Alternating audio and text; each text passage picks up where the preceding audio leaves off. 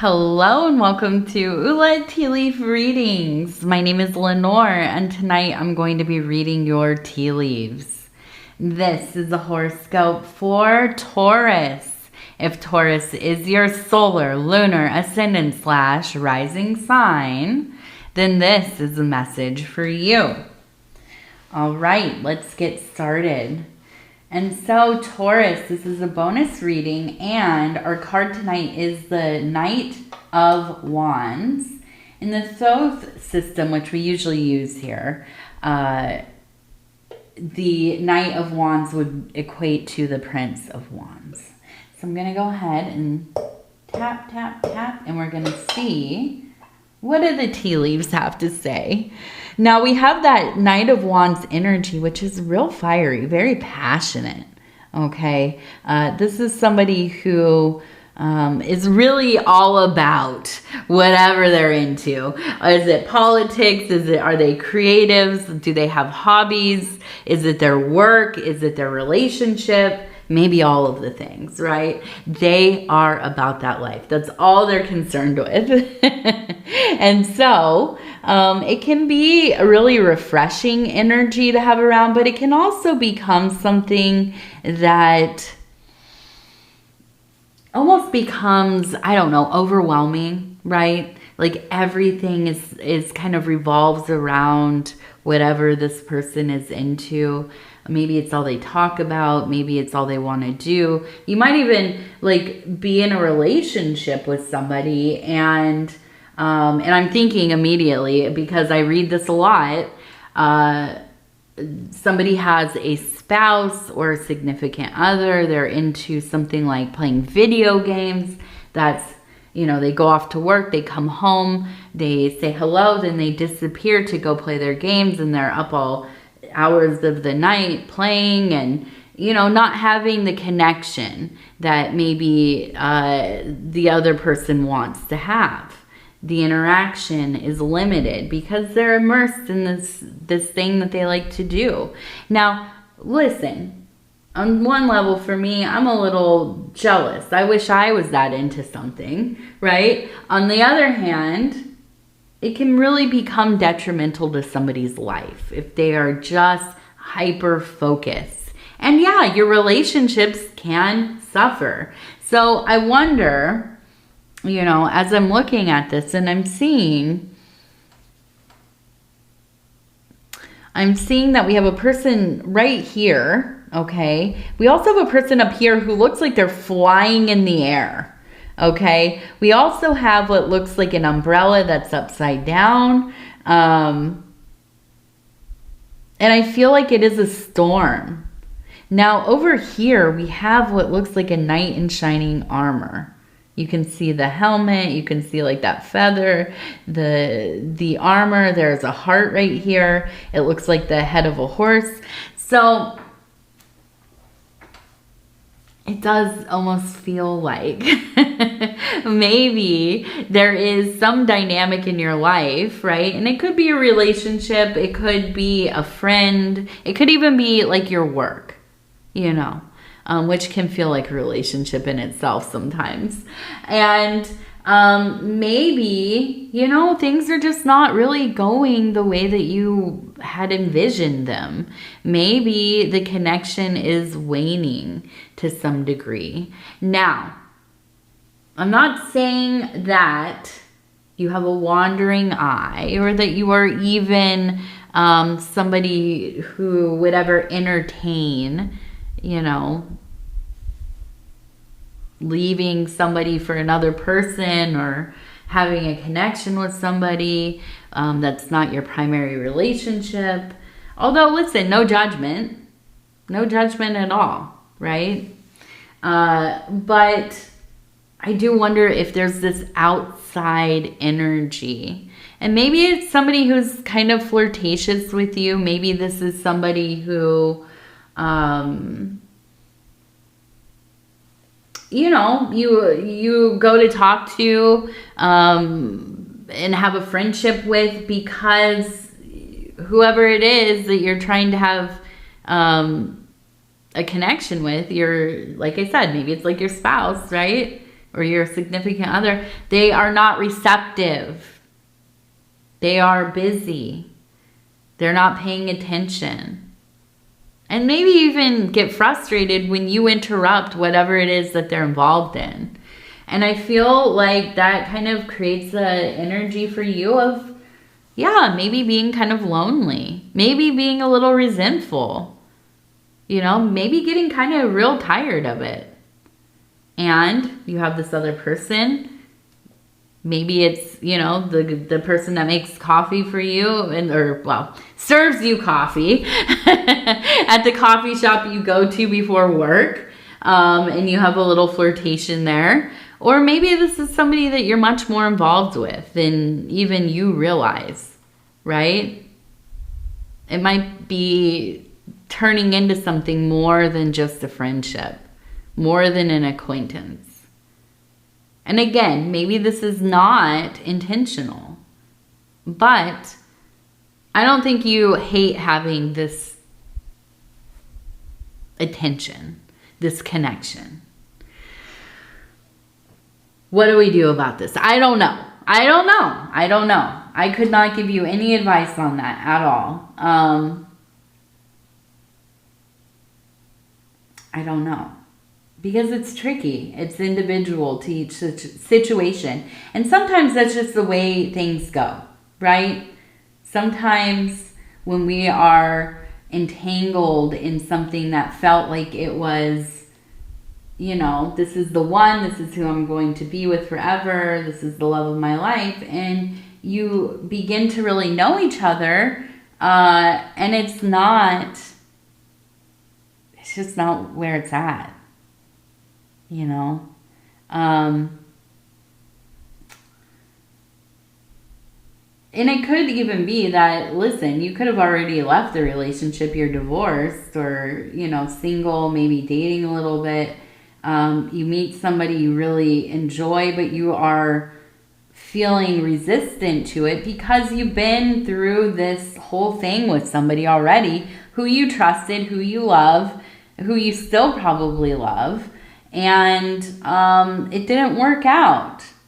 So when the connection starts out really well, it doesn't always feel like it's going to determine how things proceed or how they work out within an actual involved relationship. And I think that maybe you're a little bit wary about putting yourself out there in that way, you know, which makes sense. I fully get that. I always say if I don't end up staying with my husband, which hopefully we will because he's the best person ever, I would be so devastated. But you know, if I ended up being alone again, I would probably stay alone because I get that impulse to just, you know, if it just fails, you just don't want to start again sometimes. So I'm looking over here and we have the numbers 28, 28, 28. Over here it looks like 47, 47. Now we also have some swans. We have one here, we have one here, we have one here. Maybe even one here. Here we go. This one looks more like a duck. But we do have, I feel like really it is kind of this, I immediately felt like I want to go be with my friends, my people. I want to go take a little break from all this other stuff and just go be with some people who I know hear me, understand me. We can hang out. We can let loose a little bit. I can just be who I am. I don't have to worry about all the complexities of, you know, navigating a relationship or starting a relationship or whatever. I can just be myself. That I don't want to have to, you know, jump through hoops here. And so I do. I think that it's important that you get out there. Go have a day with your friends. Go on a little weekend trip. Plan something, okay? Be proactive in that way. You know, what I've learned as an adult,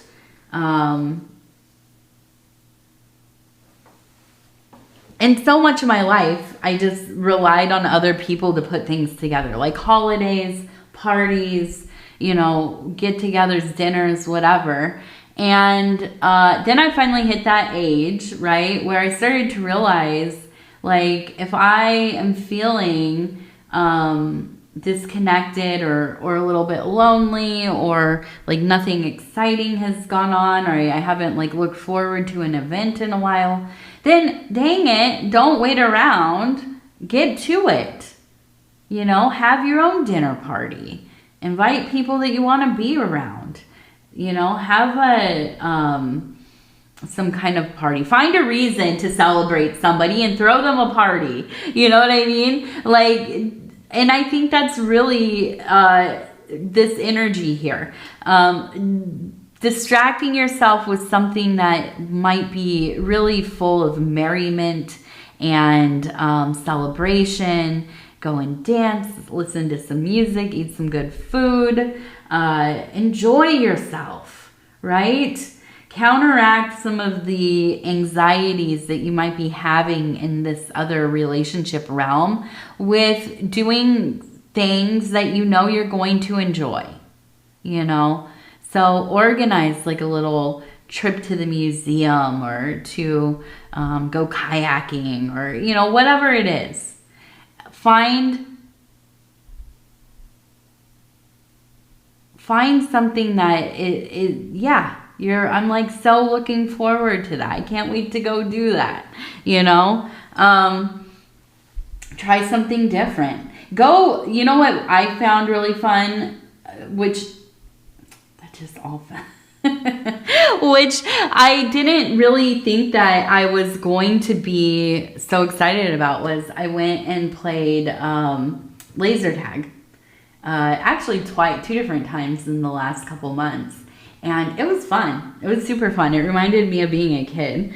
And my daughter really enjoyed it too. So, but maybe just trying to find something super random, some new thing to go test out.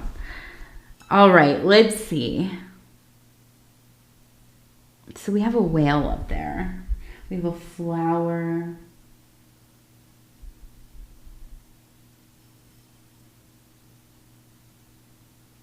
A whale and a flower and a heart. We have a pen. I wonder if... Ooh. So I wonder, immediately when I saw the pen, or it is a quill, a writing quill, I thought this is like a love through letters. Now, if you don't know what this means, back in the day, right, people would fall in love and they would write each other letters. They would never, not necessarily, right? Some people obviously did. But sometimes they never realized their love, right? They never got together. Maybe they were married. Maybe they lived, you know, oceans apart. Maybe they were like peers within their professions. And I'm thinking of this because I love collections of love letters. I love reading people's diaries and letters, as far as great authors and diarists and things. I actually just ordered a book of letters between Georgia O'Keeffe and her husband. I forget his name, Alfred something. But they have a collection of, it's a lot of letters, like 200 letters, I think. And the love affairs. I mean, you should go look for Virginia Woolf's letters are interesting. And, well, there's just so many. I mean, if you could think of them, they probably have, somebody has published their letters. You know, definitely around the Industrial Revolution era. They're a big movement of kind of reading people's private correspondences, and before that, of course, as well. So I'm looking at this and I'm almost thinking like it's kind of similar. It could be like an online thing, right? We don't think of our correspondences online so much as being, we're writing letters to one another, but we are really, especially if it's through email. For some reason, if it's through email, it really feels more like that, doesn't it? But I do feel like, yeah, maybe you've had kind of an emotional connection with somebody, and listen, I don't know this for sure, but it feels like this is going to remain in that zone. Now, I want to look at our clarifying cards really quick. We have the Oracle of the Radiant Sun here, and I'm just going to clarify about this because I'm interested in knowing, is this something that's like ever going to is it going to work out towards you being together? Or is this something that, it remains kind of in this friendly, maybe even kind of, a belovedness, but doesn't necessarily transfer into your daily mundane life, right? This isn't maybe going to be the person that you live with, So I'm just going to flip through. I'm going to stop here. Ooh, coral. Okay. Enthusiasm.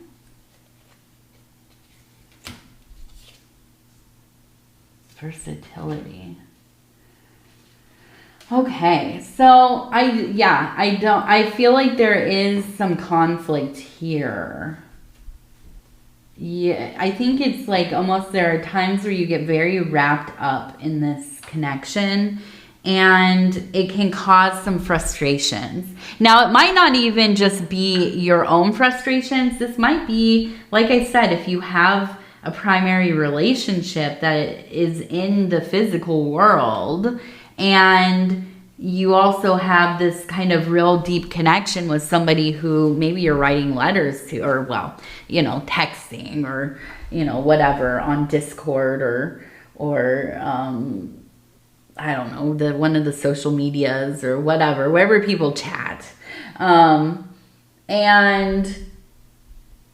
maybe it's causing a bit of, maybe some quarreling. It might even end a relationship, depending on the person, right? They might consider this a little bit of cheating.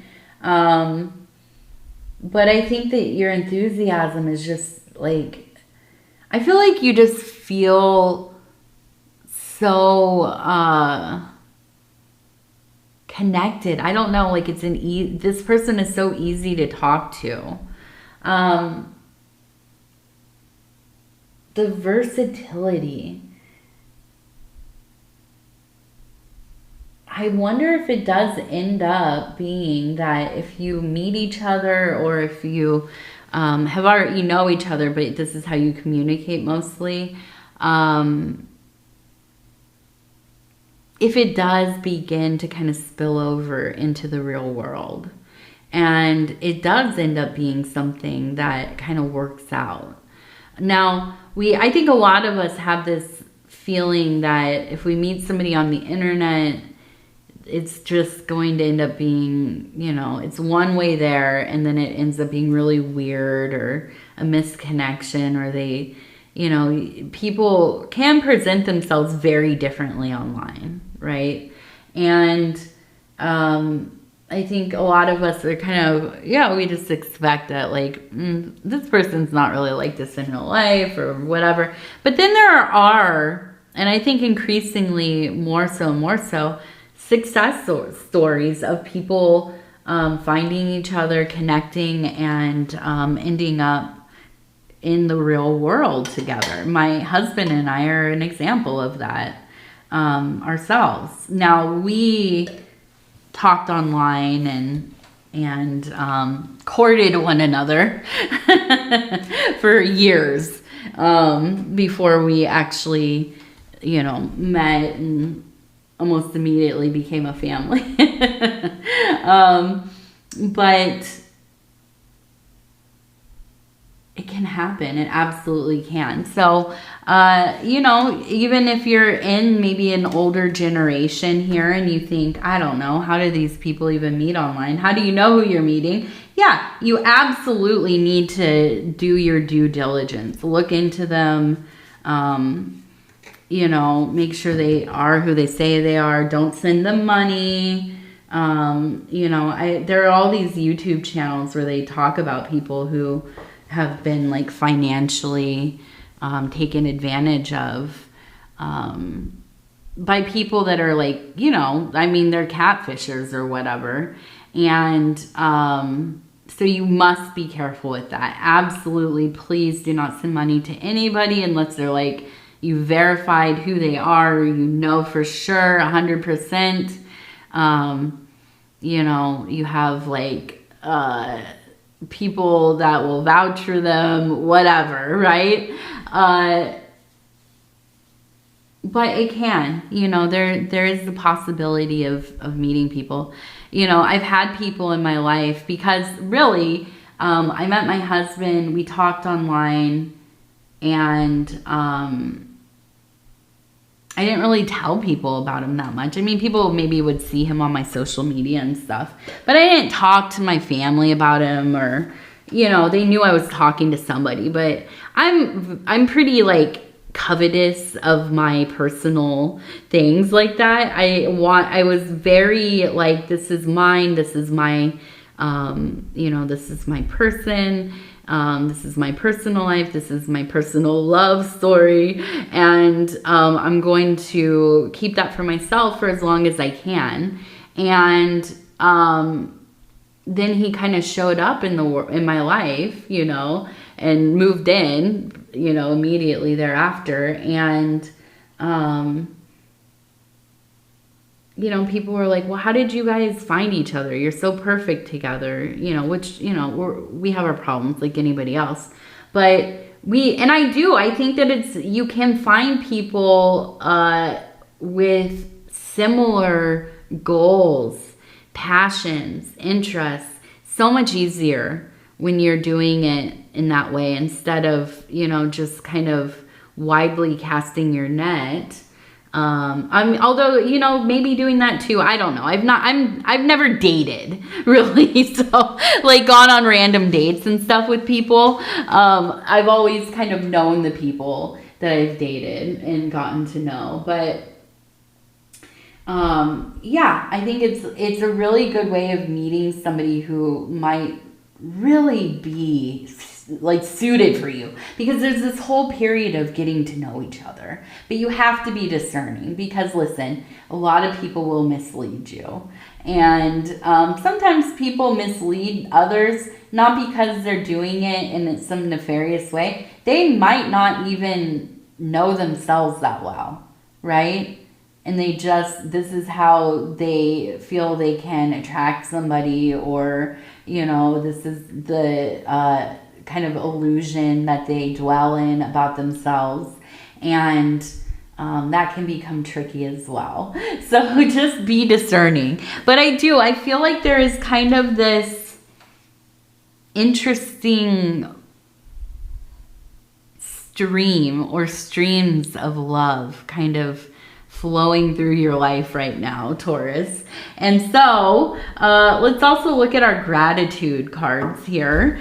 And I'm just going to flip through. I'm going to stop where it feels right. Balancing act. Okay, I am thankful for those accolades and reproofs, praises and critiques.